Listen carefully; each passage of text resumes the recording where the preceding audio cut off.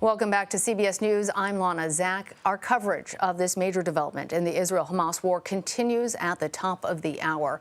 Israel says it has killed Hamas leader Yahya Sinwar. We are monitoring, as you can see on your screen, 2 live events for you right now. The Pentagon press briefing, that's the empty podium right now. That's expected to start soon. But right now, as you can see, the State Department briefing is in progress. It started just a short time ago. We're going to bring that to you now. His decision to launch the terrorist attacks of October 7th unleashed a year of tragedy in the Middle East. 1,200 people murdered on October 7th. 254 hostages kidnapped and hauled into Gaza, including children, infants, elderly, and men and women of all ages. More than 40,000 people dead in Gaza, many of them civilians. That is the blood-soaked legacy that Yahya Sinwar leaves behind. He didn't just launch this conflict, but for the past year has refused the efforts of the United States and our partners to end it, refused to return home the hostages who have been separated from their families for more than a year, refused to agree to a ceasefire proposal endorsed by the United Nations Security Council and countries around the world, and who in recent weeks refused to even negotiate at all on a ceasefire and an end to the war.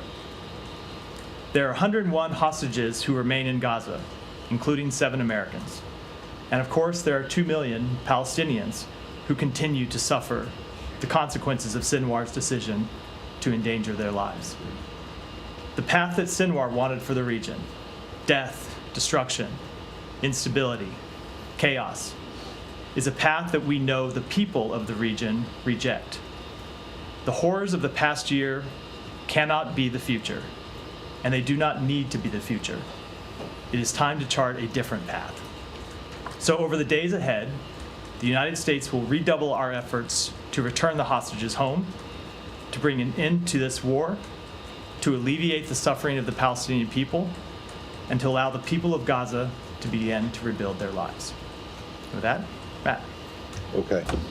I'll start with this, obviously, but please don't close the briefing without allowing me or someone else to ask about the other very big story of the day, which is, of course, the new UN partition proposal for Western Sahara. Okay. So when you say that over the course of the day, over the days ahead, the U.S. will redouble your efforts, how exactly is that going to happen? So a few things about that. First of all, as you know, we've been trying to achieve a ceasefire that returns the hostages home, alleviates the suffering of the Palestinian people, and ends the war for many months now. And the chief obstacle to reaching that ceasefire and bringing it into the war has been Sinwar, who has refused to negotiate at all in recent weeks and has said no time and time again. That obstacle has obviously been removed. Can't predict that that means that whoever replaces Hamas will agree to a ceasefire, but it does remove what has been in recent months the chief obstacle to getting one. So we're going to continue to work with our partners to try to find an end to the war. The Secretary already today, while on Air Force One with the President flying to Berlin, called the Prime Minister of Qatar, who has been one of our 2 mediators, other mediators, working to reach an end to the war. He called the Foreign Minister of Saudi Arabia to talk about the path forward, and he will be having additional contacts in the days ahead. Right, but what exactly does redouble your efforts mean? So it means redoubling our efforts to try and get an agreement that would bring the hostages home. Look, I'm not going to. I'm asking you for the logistics. I understand what you want. I want to know what that actually means. Redouble. Does it mean that you're going to be making twice as many calls? So you know the proposal that has been on the table for some time. We're going to be trying to push that proposal forward. We now have a different. Well, we don't know who will be on the other end of the negotiating table now, but it certainly won't be Sinwar. So there's a different. It is a very different situation now. I don't want to predict too much what our efforts will look like over the course of the days, because we are just hours after what is a seismic event that changes the nature of this conflict. But we believe it is an opportunity to try and bring an end to this war, and we're determined to try and seize that opportunity. Okay, but So Are you going back to a place All right, we have where- been listening to the State Department briefing. They called the death of Yahya Sinwar a seismic event. They also discussed that the chief obstacle to negotiations has been, in their perspective, Sinwar. And now with his death, optimism coming from the State Department, at least, that they will be able to potentially push their proposal for a ceasefire and an end to the war in Gaza forward. We're going to take you over to the Pentagon now. They are also holding a news conference following Israel's announcement that it has killed the Hamas leader. Let's listen. During an ironclad commitment to Israel's security. The Secretary also expressed strong support for the immediate release of all remaining hostages and a ceasefire in Gaza. We'll have much more to say from the Department on the death of Sinwar very soon, and we'll keep you updated. Separately, as we announced last evening, U.S. military forces, including U.S. Air Force B-2 bombers, conducted precision strikes against 5 hardened underground weapons storage locations in Houthi-controlled areas of Yemen. U.S. forces targeted several of the Houthis' underground facilities, housing various weapons components of the types the Houthis have used to target civilian and military vessels throughout the region. U.S. Central Command is still conducting a post-strike assessment, so I don't have any details to provide on that front, other than to say that we struck exactly what we intended to hit. We'll provide updates as appropriate. As Secretary Austin highlighted in his statement last night, the employment of the B-2 bomber was a unique demonstration of the United States' ability to target facilities that our adversaries seek to keep out of reach, no matter how deeply buried underground, hardened, or fortified. And it demonstrates U.S. global strike capabilities to take action against these targets when necessary, anytime, anywhere. It also sends a clear message to the Houthis that there will continue to be consequences for their illegal and reckless attacks, which put innocent civilian lives and U.S. and partner forces' lives at risk.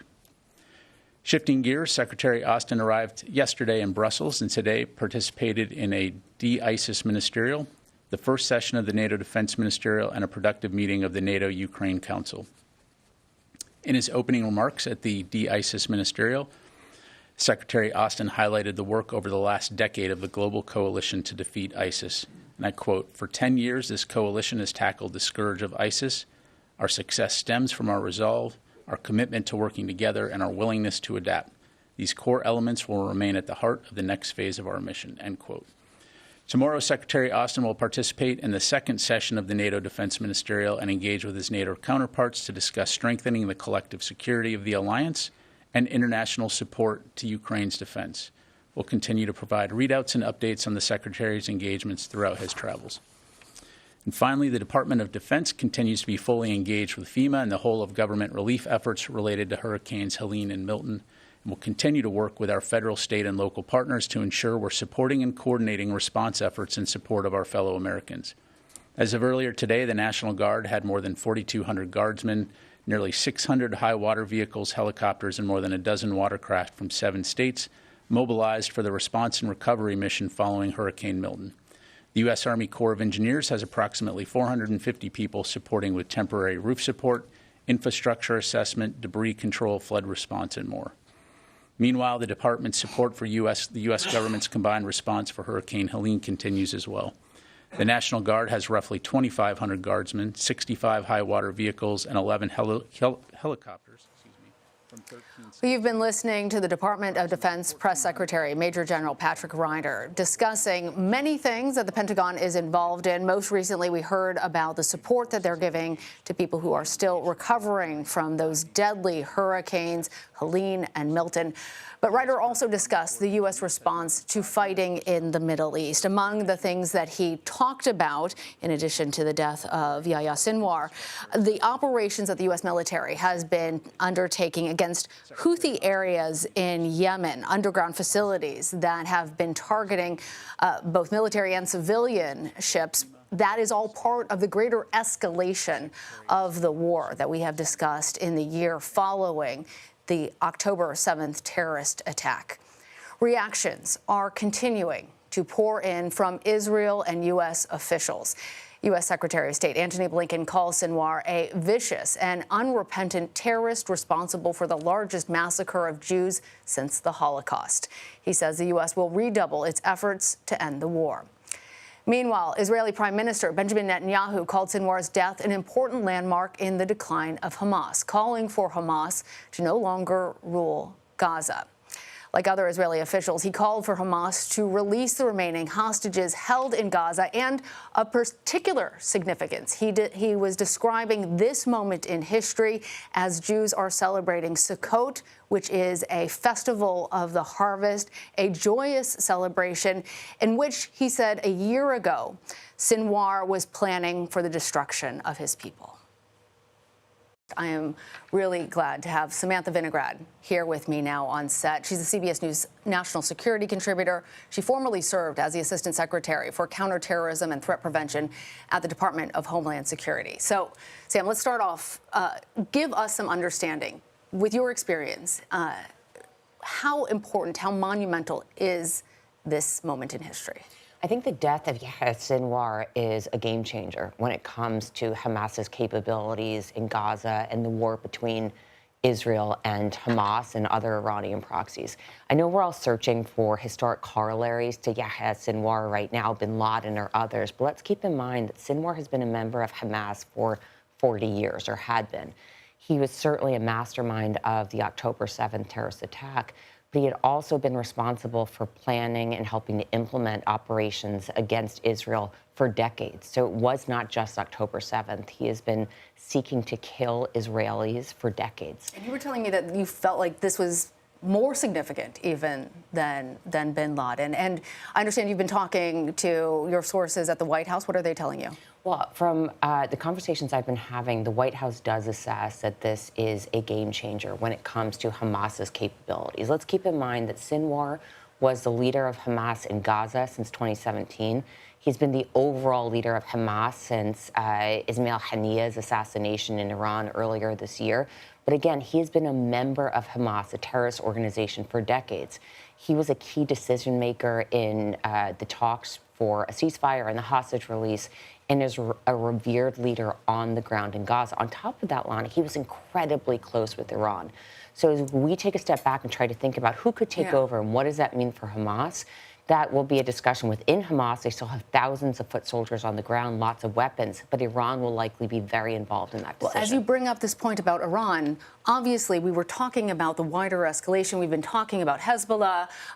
What now are the implications for that wider escalation of a regional war that we have seen play out over the past year? Well, Iran is at a bit of a loss when it comes to its proxies. Israel has now systematically assassinated all of the top leadership of Hezbollah and Hamas. So certainly they'll be searching for folks to take over, but these are not at the same level of a Hassan Nasrallah and Ismail Haniyeh or a Yahya Sinwar. So for Iran right now, the question is how to reestablish command and control of these proxy groups, or whether to take a step back and just say that they've lost key operational capabilities. It does not look like Iran is taking the latter approach. It looks like they remain committed to continuing to fight this war with Israel, Lana. All right. Sam Vinograd, thank you so much for being here.